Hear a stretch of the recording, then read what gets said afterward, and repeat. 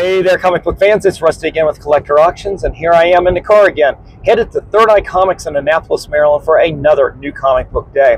Now, Third Eye Comics, as you guys know, is my choice of LCSs in the Baltimore area to go to for new comics.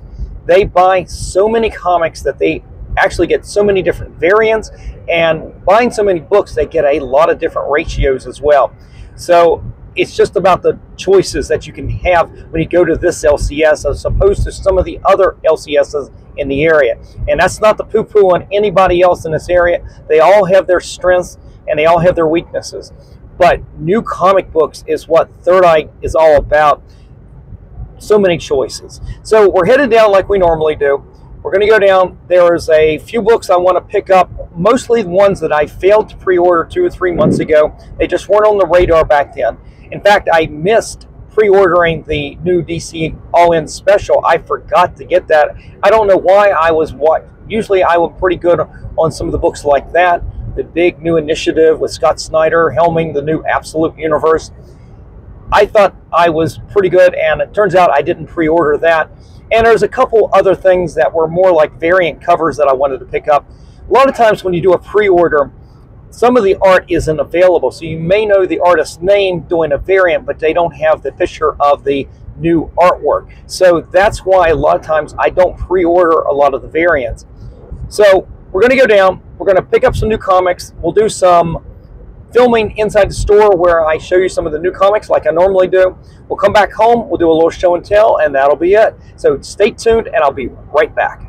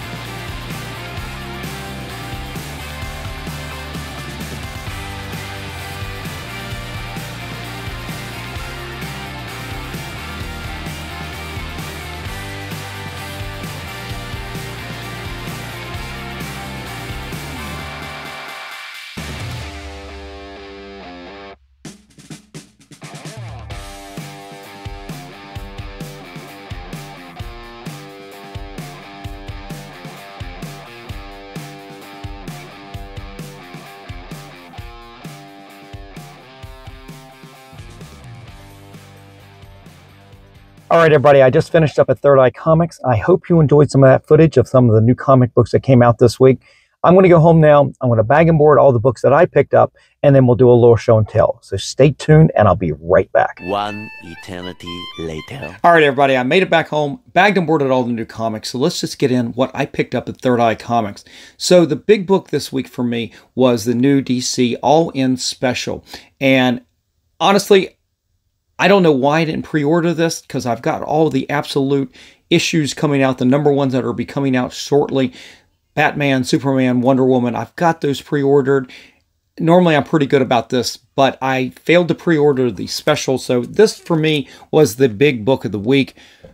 And I'm looking forward to this. Even though there has been a lot of negative press out there on a lot of other YouTube channels previewing this whole thing and talking about how Scott Snyder is a little desperate to really push this whole initiative with the new Absolute Universe, I'm actually looking forward to this, and I'm willing to give it a really good shake. I want to give it a try. I want to see if it's really going to be something. I thumbed through this before I bagged and boarded it. It looks really good.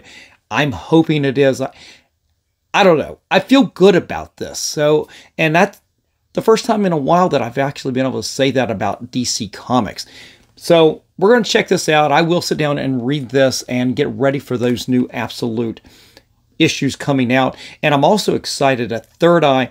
Well, by the time the video actually comes out, it will already pass, but Scott Snyder is going to be at Third Eye Comics again. He was only there a few months ago, but he will be there as well as the artist on Absolute Batman #1 for the launch party. And I'm sorry, I cannot remember the artist's name on that new Absolute Batman, but both of them are going to be there for the signing just as the book comes out. I'm super excited about that.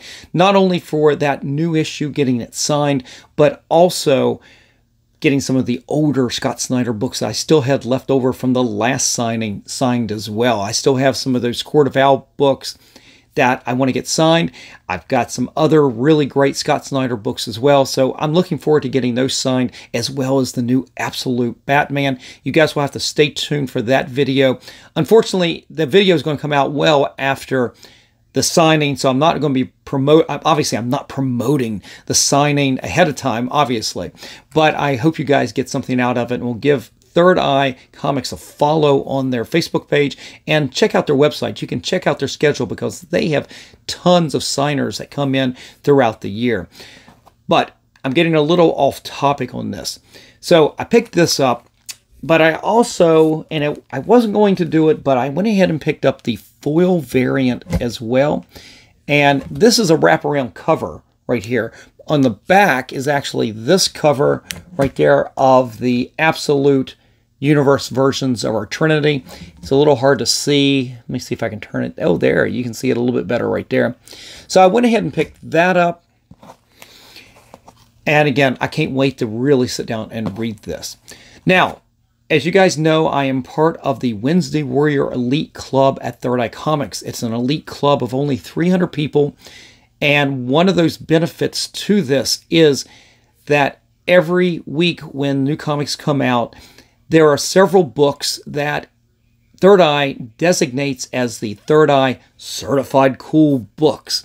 And if you're one of the first 5 people into the shop and you present your pass, your elite membership pass, in this case, it is a minted coin that I keep with me at all times, you get one of the certified books for free. Well, that book for me this week was Batman #153. I had started to drop this title, but I'll be quite honest with you. I think I'm going to continue with it. Even though I'm not a Chip Zdarsky fan on this book, I do like the Jorge Jimenez art a lot. I mean, that right there is worth the price of admission. Really great artist. I think he really hasn't gotten a lot of acclaim, at least in my circles. And I think I'm going to continue with the book. It's really good looking book. Writing, like I said, I'm not a fan of the Chip Zdarsky run on there, but nonetheless, I do like the art. And plus, I got this for free today, so that was always good. Free is better than half price. All right, continuing with DC books that I picked up this week, I did not pre-order the 3rd issue of Nice House by the Sea.